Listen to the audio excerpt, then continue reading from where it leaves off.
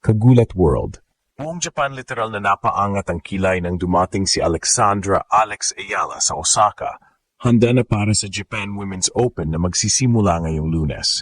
Mula sa serye ng matitinding laban sa China, kabilang ang Jingshan Tennis Open at Suzhou WTA 1-5, tuloy-tuloy ang kanyang paglalakbay sa Asia Tour kahit pa nabigo siyang makapasok sa main draw ng Wuhan Open matapos talunin ni Moyuka Uchijima sa qualifiers.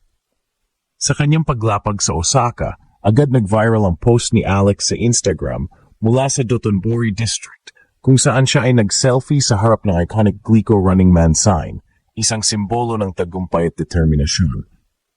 Maraming fans ang nakapansin na parang sinasadya ni Alex ang mensahe. Hindi lang siya bumisita, kundi dumating para gumawa ng ingay at ipakita na may bagong Asian contender na paparating. Ang Japan Women's Open ay isa sa tatlong sunod-sunod na WTA 250 tournaments na lalabanan ni Alex ngayong buwan, kasunod ng mga aksyon niya sa China at bago ang Guangzhou Open. Dito, inaasahang makaharap niya ang ilan sa mga pamilyar na kalaban sa Asia Circuit, kabilang ang ilang big names na dati na rin niyang nakatapat sa junior at pro level. Sa kasalukuyan, hawak ni Alex ang career high ranking na world number 54, isang milestone na nagpatunay na hindi lang siya racing star, isa na siyang kinikilala sa women's tennis world. Kaya't ang kanyang pagdating sa Osaka ay hindi simpleng stopover. Ito ay grand entrance ng isang Filipina warrior na nagdadala ng pangalan ng bansa sa bawat court na kanyang tinatapakan. Habang papalapit ang opening day ng Japan Women's Open, isang tanong ang bumabalot sa mga fans. Kung nagpasiklab siya sa China, kaya niyang gulatin ng Japan at patunayan na siya na ang tunay na reyna ng Asian hardcourts. Mainit na mainit ang pagtanggap ng Japan sa pagdating ni Alexandra Alex Ayala sa Osaka at parang eksena sa pelikula ang kanyang grand entrance sa sikat na Dotonbori District kung saan nag-post siya ng larawan sa harap ng iconic Glico Running Man. Sa caption, simple lang pero ramdam ng lahat. Next stop, Osaka, Japan. Sa loob lamang ng ilang oras, libo-libong likes at comments mula sa Filipino fans at Japanese tennis supporters ang umapaw. Senyales na hindi lang siya ordinaryong player na dumating, kundi isang Pinay sensation na unti-unting ginugulat ang Asia. Galing pa si Ala mula sa matinding stretch ng mga laban sa China.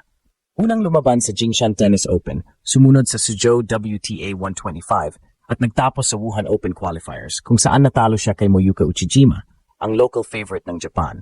Pero imbes na mawala ng gana, mas lalo siyang nagpaigting ng focus. Yun ang dahilan kung bakit sa pagdating niya sa Osaka, halatang handang-handa siyang bumawi.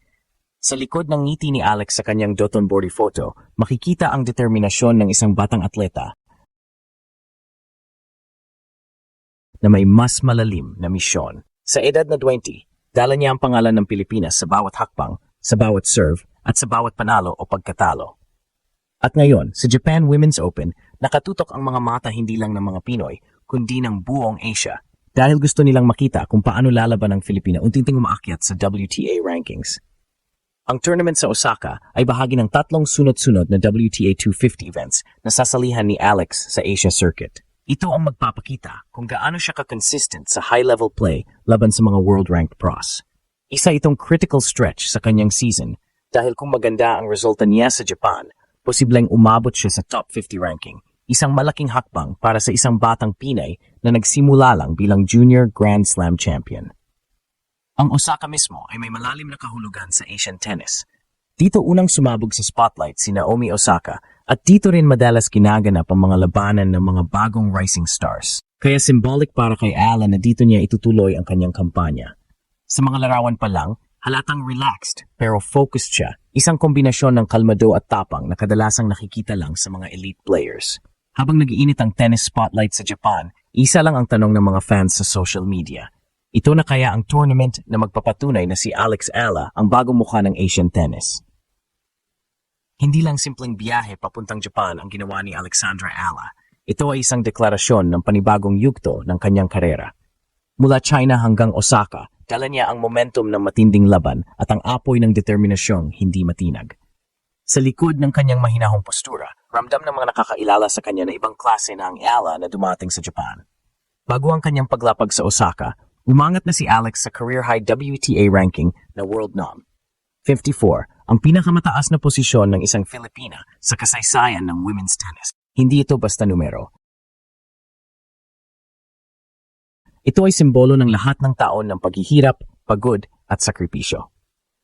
Habang ang iba ay nag-enjoy ng break, si Alex ay nasa eroplano, lumilipat ng bansa, naghahabol ng puntos, at patuloy na pinapanday ang sarili sa pinakamalakas sa mundo. At ngayong nasa Japan na siya, hindi lang mga Pinoy fans ang nakatutok. Maging ang mga Japanese tennis followers ay sabik makita kung paano lalaban si Ala sa Japan Women's Open, lalo na't posibleng makasagupan niya muli si Moyuka Uchijima, ang kalaban niyang tumapos sa kanyang Wuhan qualifier run. Para sa marami, ito ang magiging revenge match, at kung sakaling mag-cruise muli ang kanilang landas sa Osaka, tiyak na magiging headline ito sa Asia Tennis News.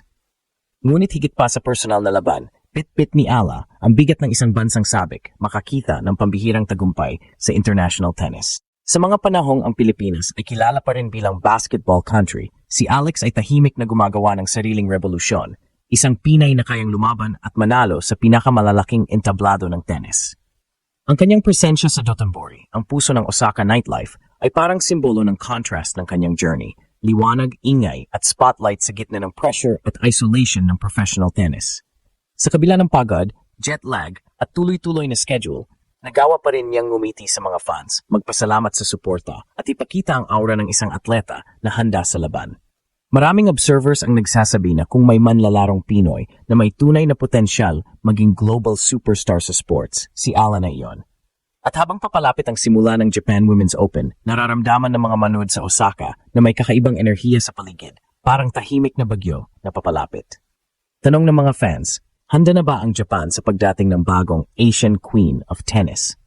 Dahil kung basehan ang confidence at composure ni Alex, mukhang hindi lang siya magpapakita, magpapasabog siya. Sa bawat hakbang ni Alexandra Ala sa Osaka,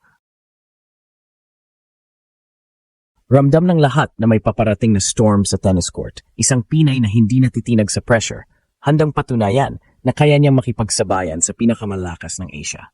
Ang kanyang grand arrival sa Dotonbori ay parang trailer ng isang pelikulang puno ng drama, laban at redemption. Ngayon, habang papalapit ang Japan Women's Open, malinaw ang misyon ni Ala. Ipakita na hindi siya basta racing star, kundi isang ganap na kalaban na kayang magdala ng bandera ng Pilipinas sa pinakamataas na antas ng tennis. Sa harap ng mga world-ranked players, dala niya ang tiwala ng buong bansa. At bawat forehand, bawat serve, ay may kasamang sigaw ng para sa Pilipinas. Hindi na ito simpleng tournament para kay Alex. Ito ay testament ng kanyang resilience mula sa heartbreak sa Wuhan hanggang sa panibagong pagkakataon sa Osaka. At kung may isamang bagay na paulit-ulit niyang pinapatunayan sa mundo, iyon ay ito. Ang Pinay ay hindi sumusuko at kapag dumating ang pagkakataon, ginugulat niya ang lahat.